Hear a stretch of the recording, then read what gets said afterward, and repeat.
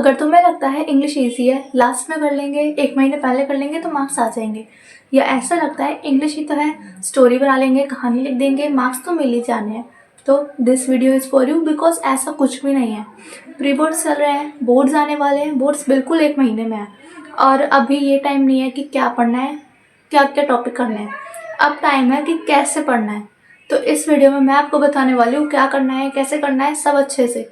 तो watch till the end. Hello everyone, welcome back to my YouTube channel. If you are new here, do like, share and subscribe this channel. इस video में मैं आपको बताऊंगी कि English में क्या कैसे करना चाहिए, कौन से टॉपिक करने चाहिए, क्योंकि बोर्ड्स में सिर्फ कुछ डेज ही बचे हैं, 1 मंथ या कुछ डेज बचे हैं। तो इस टाइम पे आके, इस स्टेज पे आके आप 90+ कैसे ला सकते हो, वो भी आप मेन टॉपिक्स करके, या अगर आपके प्री बोर्ड्स हो गए हैं या प्री बोर्ड्स चल रहे हैं तो आपको पता चल जाएगा कि इंग्लिश का पेपर आएगा कैसे। और प्री बोर्ड्स का थोड़ा हार्ड आता है और बोर्ड्स का थोड़ा इजी आता है। तो आप ये समझ लो कि प्री बोर्ड्स के मार्क्स मैटर नहीं करते। अगर आपके प्री बोर्ड्स में मार्क्स जैसे भी आए हैं, बोर्ड्स में वैसे नहीं आने वाले। अगर आपके मार्क्स अच्छे आए तो आपके बोर्ड्स में मार्क्स बुरे भी आ सकते हैं और बहुत अच्छे भी आ सकते हैं। तो कोशिश करो प्री बोर्ड के बाद आप उस सारी गलतियों को एनालाइज करना कि क्या पेपर में आपने क्या गलत करा है, क्या सही करा है, उसको करके फिर आप बोर्ड्स में जाके उसको पेपर दो, तब जाके आपके मार्क्स बहुत अच्छे आने वाले हैं। तो सबसे पहले बात करते हैं रियलिटी ऑफ इंग्लिश मार्क्स, मतलब कि इंग्लिश मार्क्स आपके कटते कहाँ पे हैं। अगर आपने एग्जाम दिया है तो आपने बहुत अच्छा एग्जाम दिया, बट आपके मार्क्स कट रहे हैं, तो मोस्टली स्टूडेंट्स क्या करते हैं, जो आंसर्स की लेंथ होती है उस पर फोकस नहीं करते, ज़्यादा ओवर राइटिंग कर देते हैं। 2-2 मार्क्स के क्वेश्चन आधे पेज या 1 पेज में लिख रहे हैं, नहीं। अंडर राइटिंग में नहीं करनी होती, कुछ 5-6 मार्क्स का 2 लाइन में नहीं लिख सकते, 3 लाइन में नहीं लिख सकते। तो एक लिमिट होती है, वो हर एक क्वेश्चन में मेंशन भी होती है कि आपको इतने वर्ड्स में लिखना है। तो आप देखो कि आप उस पर फोकस करो और उसके अकॉर्डिंग लिखो। और आप कीवर्ड्स मिस कर देते हो आंसर लिखते टाइम। हर चैप्टर में कुछ ना कुछ कीवर्ड्स होते हैं, कुछ नेम्स होते हैं, जिनको आप मेंशन करोगे ना, आपके मार्क्स अच्छे से आएंगे, बिल्कुल कहीं पे भी कट नहीं होने वाले। आप ग्रामर को लाइटली ले लेते हो, जो ग्रामर होती है आप एक ही टेंस को चला रहे हो, उसमें अच्छा है, तब जाके मैम फोकस करती है, एग्जामिनर फोकस करता है कि हाँ इसकी कोई ग्रामर मिस्टेक नहीं है। अगर आपकी एक भी मिल जाती है ना, टेंस अगर आपने बहुत अच्छे से कर रखे हैं तो वो इग्नोर हो सकती है। लेकिन आपने कभी पास्ट चला रहे हो, कभी प्रेजेंट चला रहे हो, कभी फ्यूचर चला रहे हो, कभी हेल्पिंग वर्ब में गलत लगा रहे हो, तो जो ग्रामर मिस्टेक होती है ना, सिंपल ग्रामर, थोड़ी बहुत ग्रामर आपको आनी चाहिए। राइटिंग सेक्शन के जो फॉर्मेट्स होते हैं, परफॉर्मेंस होते हैं, वो आप भूल जाते हो। आपको एक मेंटेन करना होता है कि टाइटल इतना होना चाहिए, उसके अकॉर्डिंग फिर आपकी बॉडी, कंक्लूजन, पैराग्राफ्स, वो सब होने चाहिए, सबके अकॉर्डिंग होना चाहिए। जो लेटर होता है उसमें क्या फॉर्मेट होना चाहिए, सेंडर का एड्रेस, रिसीवर का एड्रेस, डेट, सैल्यूटेशन, सब एक लाइन से, सीक्वेंस से फॉलो होता है। तो आपको वो सीक्वेंस पता होना चाहिए, तब जाके आपको उसके मार्क्स मिलेंगे। और हर एक राइटिंग सेक्शन में स्ट्रक्चर के फॉर्मेट के मार्क्स होते हैं। अगर आपने सही फॉर्मेट बनाया है तो आपको उसके भी मार्क्स मिलेंगे। अगर आपने फॉर्मेट भी गलत बना दिया है तो उसके मार्क्स तो पहले कटेंगे, और फिर जब आपने बॉडी में ग्रामर गलत लिखी है उसके मार्क्स कटेंगे, और फिर जब आपने उसमें बॉडी, पैरा, कंक्लूजन अलग नहीं करा उसके मार्क्स कटेंगे। तो बचेगा क्या, इसलिए आपको फॉर्मेट भी ध्यान से रखना होगा, ग्रामर सही करनी होगी, कीवर्ड सही करने होंगे, तब जाके आपको मार्क्स मिलेंगे, तब जाके आपके इंग्लिश में मार्क्स नहीं कटेंगे। ऐसा नहीं होता कि अगर आपकी इंग्लिश बहुत अच्छी है तो आपके इंग्लिश में मार्क्स बहुत अच्छे आने वाले हैं। एग्ज़ाम के लिए एक अलग लेवल इंग्लिश होती है, मतलब ऐसा नहीं है कि एक अलग लेवल इंग्लिश होती है कि हमें वो सीखनी पड़ेगी, नहीं। एक होता है कि आप अगर हाई वर्ड्स यूज़ कर रहे हो, जो बिल्कुल बड़े बड़े वर्ड्स हैं, आप वो डाल रहे हो, तो नहीं, सब्जेक्ट के अकॉर्डिंग डालो, जो कीवर्ड्स होते हैं वो डालो। ऐसा नहीं है आप बढ़ा चढ़ा के हाई फाई वर्ड्स यूज़ कर रहे हो, नहीं। आपको इंग्लिश आती है, बहुत अच्छी बात है, बट एग्ज़ाम के हिसाब से आपको उसकी लिमिट में रखनी होगी। तो अगर आपकी एग्ज़ाम के हिसाब से लेवल में इंग्लिश है तब आपके मार्क्स बहुत अच्छे आ सकते हैं। नेक्स्ट बात करते हैं, अब टाइम कितना है बोर्ड्स में और अब किस चीज़ पे फोकस होना चाहिए। तो देखो, अब मुश्किल से 3 to 4 वीक्स बचे हैं बोर्ड्स में, तब आपको फोकस क्या करना चाहिए। अब आपके जो फोकस होना चाहिए, क्लैरिटी होना चाहिए, एक प्रॉपर स्ट्रक्चर फॉलो होना चाहिए, और आपको हर एक चैप्टर के कीवर्ड्स पता होने चाहिए, आंसर लिखने की प्रैक्टिस होनी चाहिए, क्योंकि इंग्लिश का जो एग्ज़ाम होता है बहुत लेंथी होता है। आपने अच्छे से टाइम मैनेजमेंट करना होगा, क्योंकि देखो आंसर लिखते लिखते आपके 1 पेज, 2 पेज, 6-6 मार्क्स के जो क्वेश्चन होते हैं उसमें आपको 2 पेज देने होंगे, 1.5 पेज देना होगा। तो उसमें लिखने में टाइम बहुत जाता है। अगर किसी की स्पीड बहुत कम है तो उसका पेपर ही नहीं हो पाएगा। तो आप कोशिश करो स्पीड बढ़ाओ, प्रैक्टिस कर करके स्पीड बढ़ानी चालू कर दो। आप ऐसी गलती नहीं कर सकते कि आप एक नई बुक स्टार्ट कर रहे हो, नई बुक मतलब कि अगर आपने 2 बुक पढ़ी हैं या कोई चैप्टर रह गया है तो आप उस चैप्टर को छोड़ ही दो, या तो अगर आप कोशिश करते हो कि बहुत कम टाइम में उसको अच्छे से बिल्कुल कर सकते हो तो आप कोशिश कर सकते हो। लेकिन मैं बोलूँगी अभी कोई नए चैप्टर या मुश्किल चैप्टर, हार्ड चैप्टर मत उठाओ। जितना आता है उस पे पूरा अच्छे से कर लो कि उनके मार्क्स आपको पूरे मिले, कहीं पे भी नहीं कटे।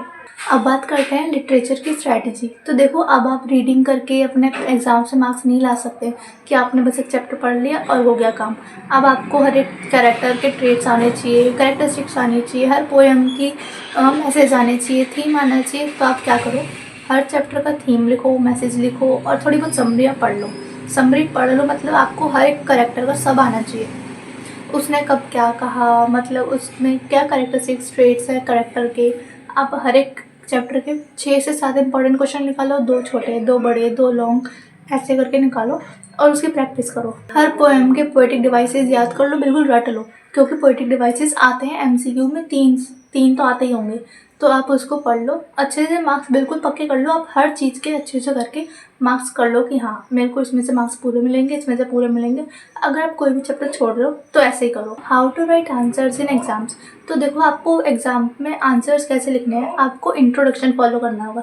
सबसे पहले उस चैप्टर से रिलेटेड आप थोड़ा सा इंट्रोडक्शन दे दो, फिर उसके बाद आप जो उसमें पूछा है वो दो, बॉडी बनाओ कि जो है हम उसको एक्सप्लेन कर रहे हैं अच्छे से, और फिर उसके बाद कंक्लूजन दो।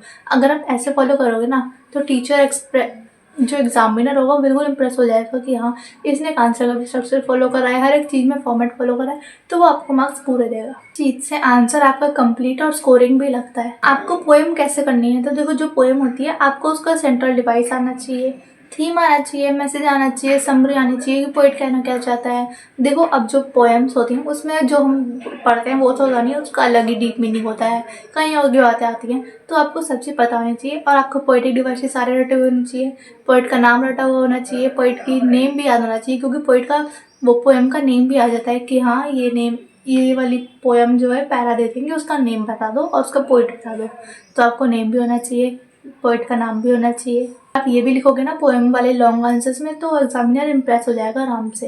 अब बात करते हैं राइटिंग सेक्शन में स्ट्रैटेजी। आपको मतलब कैसे राइटिंग सेक्शन में फुल मार्क्स लेने हैं, क्योंकि राइटिंग सेक्शन में मार्क्स लेना बहुत ईजी है, बहुत ही ज़्यादा। आपने फॉर्मेट को अच्छे से पढ़ लिया, आपको सारे फॉर्मेट्स पढ़ने हैं, सारे फॉर्मेट्स लिखने हैं कि पहले टाइटल आएगा, फिर उसके बाद एड्रेस आएगा, फिर उसके बाद डेट आएगी। अब नोटिस में बॉक्स में बनाना है आपको, आर्टिकल जो है उसमें बॉडी कितनी बड़ी रखनी है, क्या वर्ड्स लिमिट होनी चाहिए। आप एक पेज पे या एक छोटी सी नोटबुक या नोट्स बना लो जिसमें आप सबके फॉर्मेट्स लिख रहे हो, स्ट्रक्चर लिख रहे हो, कैसे क्या लिखना है, सबके वर्ड लिमिट लिख रहे हो। अगर आपका फॉर्मेट थोड़ा भी गलत होता है ना तो उसके मार्क्स कट जाते हैं, हाफ मार्क्स कटेगा, 1 मार्क्स कटेगा। तो आप कोशिश करो कम से कम इधर से तो मार्क्स पूरे लेके चलो। सब क्लियर रखोगे ना आराम से, और जो बॉडी बना रहे हो आप उसके अंदर आपको कितना एक्सप्लेन करना है। तो देखो, एग्जाम में जाते हो आप देख लेते हो कि हमें ये चॉइस होती है, हमें इसमें टिक कर देते हैं कि हाँ हमें ये करना है। तो आप क्या करो, जैसे आप उसको टाइटल को पढ़ते हो जो भी आपके दिमाग में पॉइंट्स आ रहे होते हैं ना, आप उसको क्वेश्चन पेपर पे लिख दो, क्योंकि सबके साथ ऐसा होता है, वो पहले सोच लेते हैं कि हाँ यही आ रहा है, और जब लिखने बैठते हैं ना सब भूल जाते हैं। तो ऊपर से कुछ और स्टार्टिंग होती है, नीचे हम बीच में उसकी स्टार्टिंग डाल देते हैं, तो ऐसे ऊपर नीचे हो जाते हैं सारे पॉइंट। तो आप कोशिश करो क्वेश्चन पेपर पर सारे पॉइंट्स लिख देना, बुलेट पॉइंट्स। उसके बाद आप लिखना स्टार्ट करो ताकि आप एक सीक्वेंस में फॉलो कर सको सारा। एग्जामिनर पढ़ के आराम से खुश होगा कि इसने सीक्वेंस मेंटेन करा है, कोई ऊपर नीचे नहीं, कुछ नहीं, तो वो प्रेस अच्छे से होगा, मार्क्स भी देगा। तो देखो, जो आप कंटेंट लिखते हो ना उसमें आप फैंसी वर्ड्स को लिखना अवॉइड करो, क्योंकि देखो ओवर स्मार्ट जो वोकैबुलरी होती है ना वो टीचर को लगता है हाँ इसे, अगर टीचर को भी नहीं आती होगी, वैसे तो आती होगी ऑफकोर्स, अगर नहीं आती होगी तो वो सोचेगा यार। देखो, कंटेंट में फैंसी वर्ड्स लिखना अवॉइड करो, सिंपल इंग्लिश लिखो, क्लियर इंग्लिश लिखो। ऐसा भी नहीं है आप बेसिक्स ही लिख रहे हो कि ही वॉन्ट टू, नहीं ऐसा नहीं, मतलब हाँ ऐसी होती है बट फिर भी आप समझ रहे हो मैं क्या कहना चाह रही हूँ। अवॉइड अवर स्मार्ट फैंसी वर्ड्स, वोकैबुलरी बड़े बड़े वर्ड्स जिनका हम छोटे में लिख सकते हैं, अपने 12th के 10th के अकॉर्डिंग आप लिख सकते हो, वो वाली यूज़ करो। अगर आपकी ग्रामर थोड़ी सही नहीं है या आपको समझ नहीं आती, कंफ्यूजिंग है, तो आप क्या करो, ग्रामर को इग्नोर मत करो। अगर आपकी ग्रामर परफेक्ट होगी तो आपके मार्क्स भी परफेक्ट होंगे। आपको क्या करना है, ग्रामर के थोड़े बहुत 15-20 क्वेश्चन उठाओ, 5 से 10 मिनट लगेंगे मुश्किल से आपके। एरर करेक्शन करो, गैप फिलिंग करो, टेंसेस वाले करो, ट्रांसफॉर्मेशन वाले करो, उसको कर लो तो भी आपकी ग्रामर इजीली इंप्रूव होगी। और 5-10 मिनट में आप दिन के 5-10 मिनट दोगे, कुछ भी नहीं जाएगा आपका, आपके मार्क्स बेटर होंगे।